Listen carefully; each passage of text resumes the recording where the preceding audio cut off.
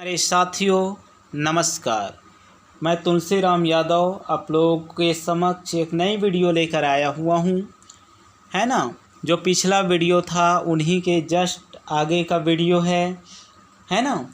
तो माँ भारती एडुकेटर को सबसे पहले आपने सब्सक्राइब नहीं किए हैं तो सबसे पहले सब्सक्राइब कर दीजिए, लाइक कर दीजिए, शेयर कर दीजिए तथा कमेंट करके हमें बताइएगा यह वीडियो आपको कैसे लगा। ठीक है, तो चलिए मित्रों हम आगे बढ़ते हैं।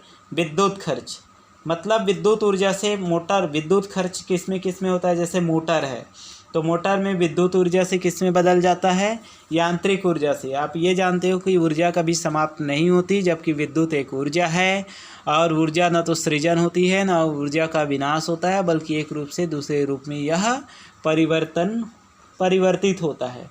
तो विद्युत खर्च किस में होता है। जैसे मोटर है, मोटर विद्युत ऊर्जा से यांत्रिक ऊर्जा में।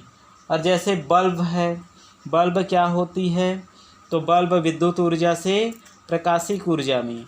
विद्युत ऊर्जा से जैसे विद्युत ऊर्जा से ऊष्मीय ऊर्जा व प्रकाश ऊर्जा में बल्ब परिवर्तित होता है। और बल्ब का आविष्कार जानते हो थॉमस एल्वा एडिसन ने किया था।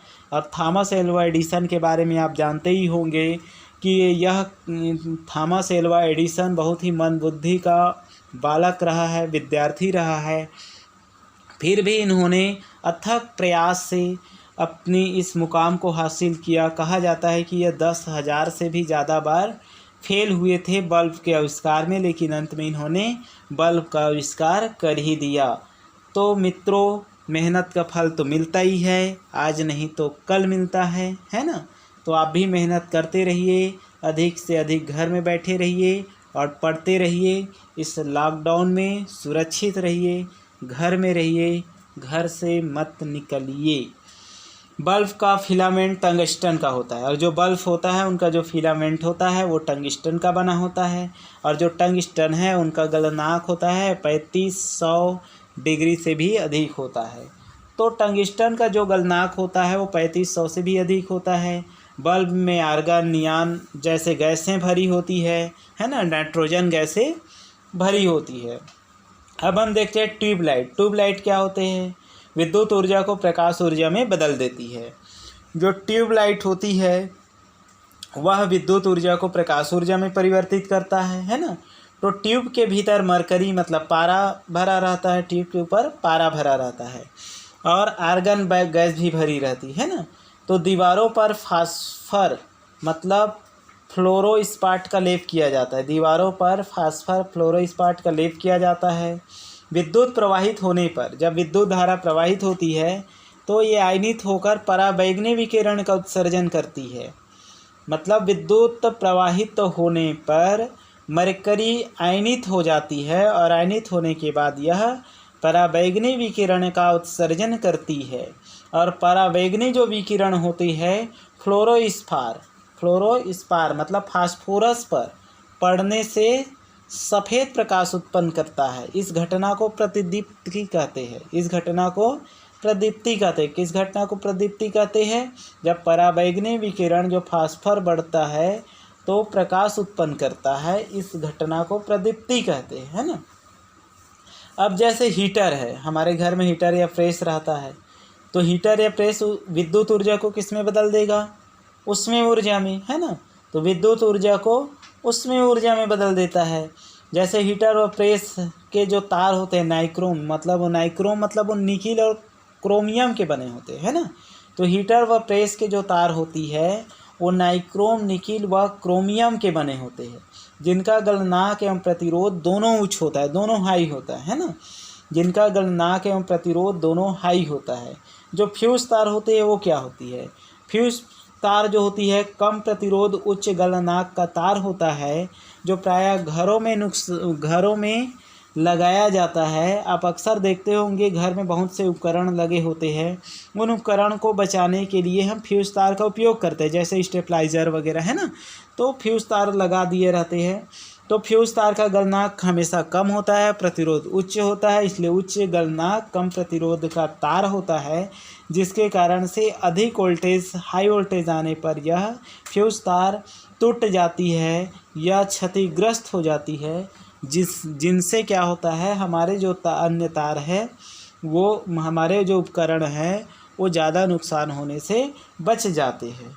इसी तरह से हम देखते हैं ट्रांसफार्मर वोल्टेज कम ज़्यादा करते हैं के लिए उपयोगी होता है ना। तो जो ट्रांसफार्मर होते हैं वोल्टेज को कम ज़्यादा करने के लिए उपयोगी है। इस उपकरण का प्रयोग प्रत्यावर्ती धारा के लिए किया जाता है, और जो इस प्रकार के प्रत्यावर्ती धारा के लिए हम इन्हीं का उपयोग करते हैं। ट्रांसफार्मर का आविष्कार फैराडे ने किया था। ट्रांसफार्मर का आविष्कार किसने किया था? फैराडे ने। ठीक है, ट्रांसफार्मर का आविष्कार फैराडे ने किया था। और ट्रांसफार्मर प्रायः गाँवों में या अन्य छोटे छोटे जगहों में उपयोग किया जाता है ना।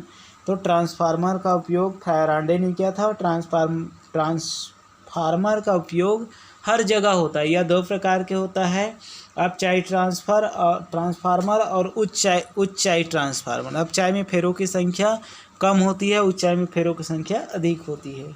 इनके बारे में हम बाद में और डिटेल से चर्चा करेंगे, है ना। स्टेबलाइजर जो क्या करते हैं, वोल्टेज को कंट्रोल करने का काम करता है ना। जैसे टीवी है, फ्रिज है, इनमें इनका ज़्यादातर प्रयोग ही किया जाता है। तो स्टेबलाइजर जो होती है वोल्टेज को कम करने के लिए कार्य करता है। टीवी फ्रिज को बचाने के लिए किया जाता है। और घरों में जो प्रयुक्त जो तार होते हैं, विद्युत धारा होती है, वो अधिकतम 220 वाट का होती है। घरों में प्रयुक्त विद्युत धारा 220 वाट का होती है। 50 हर्ट्ज की आवृत्ति होती है ना। घरों में प्रायः समांतर क्रम में लगाया जाता है। घरों में जो विद्युत धारा होती है वो प्रायः समांतर क्रम में ही लगाया जाता है। जल अपघटन में ऊर्जा उत्पन्न ऊष्मा के रूप में होती है। जल अपघटन में जो ऊर्जा होती है वो ऊष्मा के रूप में होती है। कृत्रिम उपग्रह में विद्युत ऊर्जा का मुख्य स्रोत सौर सेल होते हैं। जो कृत्रिम उपग्रह होती है ना, जो कृत्रिम उपग्रह मतलब मानव द्वारा निर्मित विद्युत ऊर्जा, जिनका मुख्य स्रोत होती है सौर ऊर्जा कहते हैं, है ना।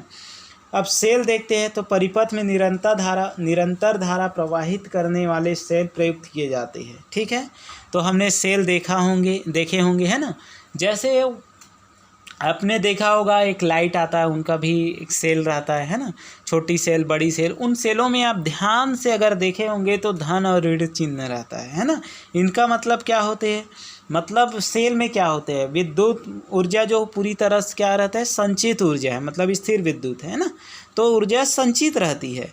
उनमें 2 सिरा होती है, और उन 2 सिरों में आपने देखा होगा कि उनमें धनावेश होती है और दूसरा ऋणावेश होती है। जो धनावेश होती है उन्हें एनोड कहते हैं, और जो ऋणावेशित होते हैं उसे कैथोड कहते हैं। जैसे जस्ते की छड़ का कैथोड हो या कार्बन व तांबा की छड़ सेल में एनोड का कार्य करता है। जस्ते का जो छड़ होता है कैथोड का कार्य करता है। कार्बन तथा तांबा की छड़ है वो सेल है वो एनोड का कार्य करते हैं।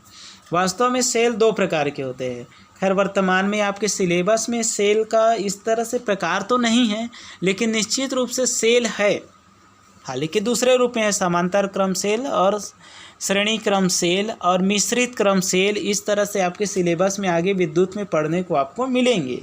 तो प्राथमिक सेल का मतलब एक प्राइमरी सेल में एक ही चीज़ जानो कि रिचार्ज नहीं होता है, मतलब इसको रिचार्ज नहीं किया जा सकता। ठीक है, और द्वितीयक सेल में रिचार्ज होते हैं, जैसे गाड़ी की बैटरी वगैरह है, हमारे मोबाइल की बैटरी है ना।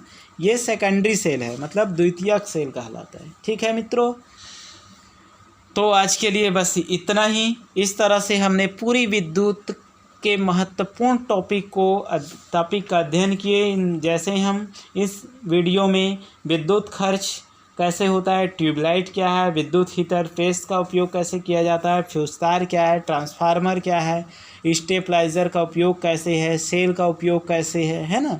प्राथमिक सेल द्वितीयक सेल के बारे में महत्वपूर्ण अध्ययन किए। अब मित्रों हम विद्युत चैप्टर को यहीं पर समाप्त करते हैं। अब हम फिर मिलेंगे अगली वीडियो में, जिनमें हम लेकर आएंगे क्या, प्रकाश और चुंबक। ठीक है, तो इस तरह से हम जो बेसिक फंडामेंटल फिजिक्स है उनको हम जानने की कोशिश कर रहे हैं, और निश्चित रूप से आप लोगों को समझ आ रहे होंगे, है ना। तो इन्हीं के साथ हमारे माँ भारती एडुकेटर चैनल को सब्सक्राइब कीजिए, लाइक कीजिए, शेयर कीजिए तथा इस वीडियो को देखकर आपको कैसा लगा वो हमें बताइए कमेंट करके। धन्यवाद, बहुत बहुत धन्यवाद।